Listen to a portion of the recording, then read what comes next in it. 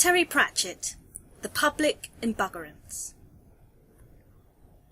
At some point in July, I selected Artist on my iPod Classic and chose Terry Pratchett. It has been over a year since the author's death, yet I felt now was the time to revisit his talent and genius. I would listen to the audio recordings of the Discworld novels, then some of his other books. His collaborations with Stephen Baxter and the early children's book The Carpet People don't appeal to me. The book I am saving for last is Pratchett's final Discworld novel, The Shepherd's Crown. It seems like the best way to say goodbye to a writer who has brought me so much joy and is such a part of my life that his death touched me in the way that celebrity deaths tend not to. I was genuinely moved to the point of tears when I read the news on the BBC website while at work. My Discworld journey is in a random order, since my iPod is set to shuffle. I have rediscovered old favourites, soul music, Guards, found brilliance in novels that I did not appreciate, Nightwatch, Eric, and finally gotten around to those ones that never took my fancy before, Pyramids, Snuff. I'm still barely 2/3 of the way through the Discworld series. I thought about which book is my favourite. My personal favourite, you understand. There are those that are better novels from a technical point of view, but its glorious parody of the Phantom of the Opera makes Masquerade my favourite Discworld novel. This, of course, made me wonder whether others agreed with me. I found a BuzzFeed post, the definitive listing of Terry Pratchett's Discworld novels, by Tom Chivers.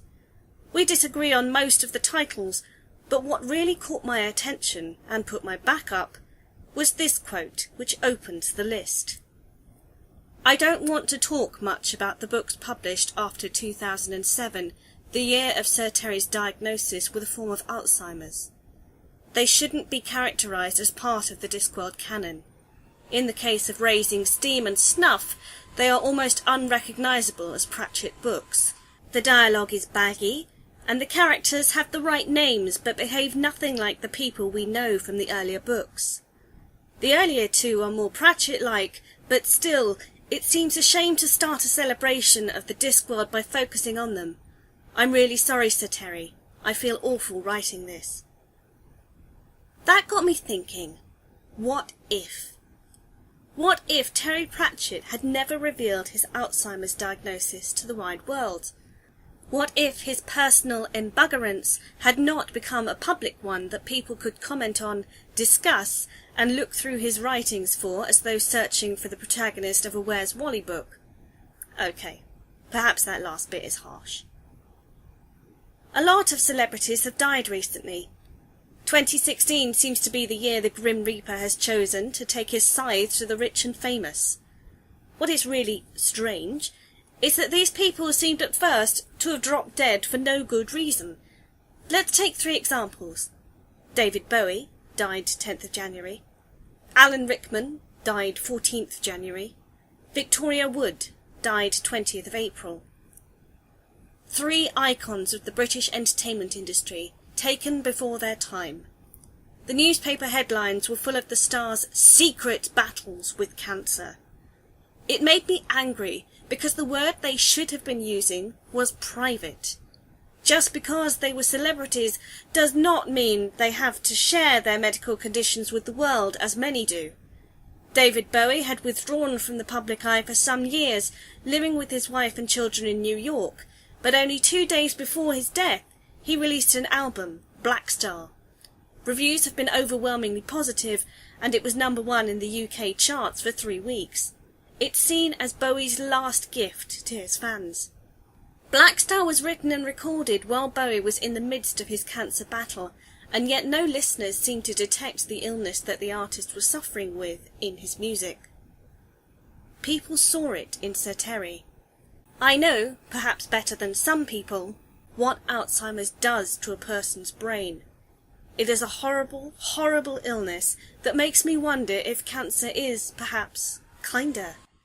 There are cancer treatments that improve every week. Some people recover and go on to live full, cancer-free lives.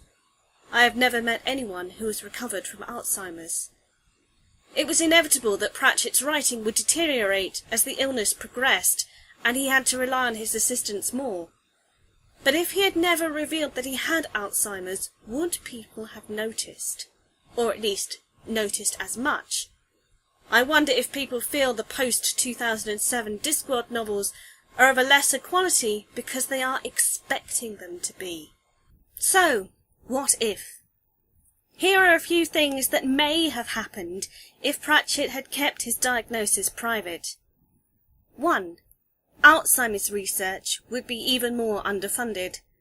In 2008, Pratchett was shocked to discover that the disease affects 700,000 people in the UK, but only £11 is spent per person every year on research, compared to £289 for each cancer patient.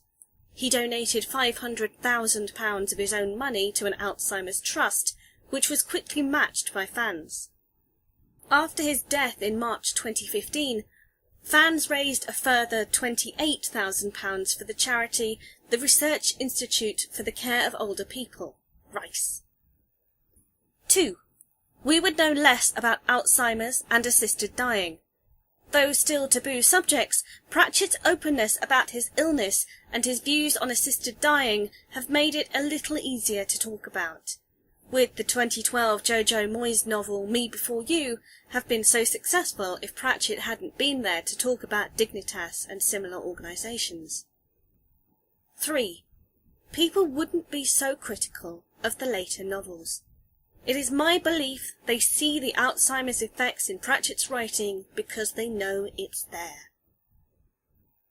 I deeply admire Terry Pratchett for so many reasons, not the least of them being his decision to be open about his illness and encourage debate and research.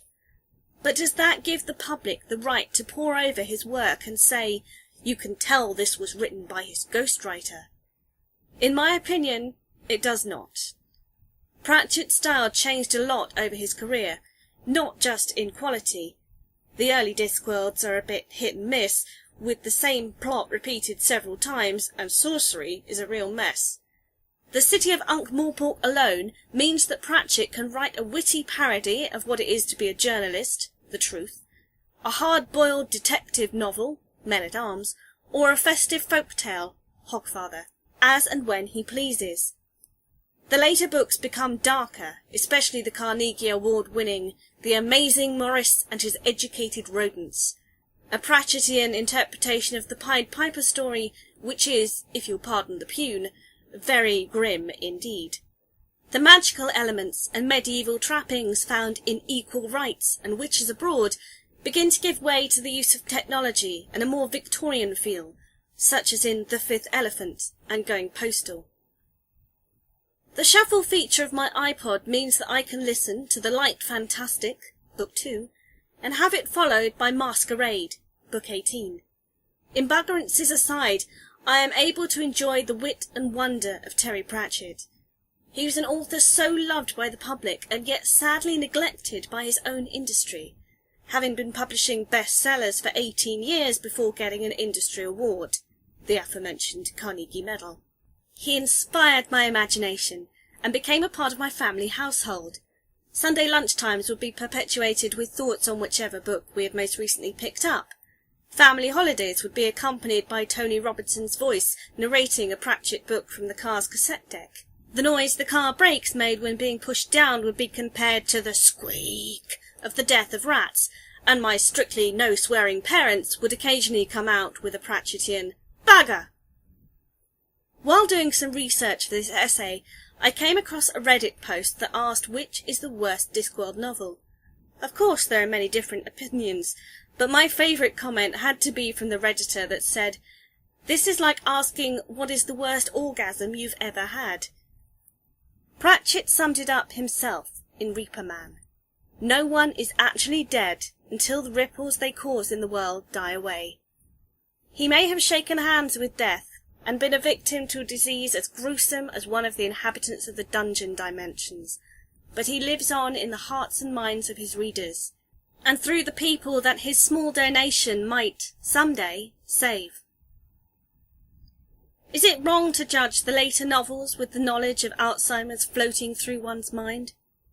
Perhaps. But more importantly, Sir Terry did not let his embuggerance stop him writing, and helped open our eyes to what it is like, living with a terminal illness. Thank you for the wit and wisdom, the laughter and the tears. Hopefully we can meet it for a drink when death comes to tell me that my own sand has run out. Goodbye, Terry. I hope you've enjoyed this video essay. Which is your favourite of the Terry Pratchett books? Please leave a comment in the section below, a like if you liked it, and share if you think others would like it too. If you would like to see more videos like this, please let me know and feel free to subscribe to my channel. Thanks for watching.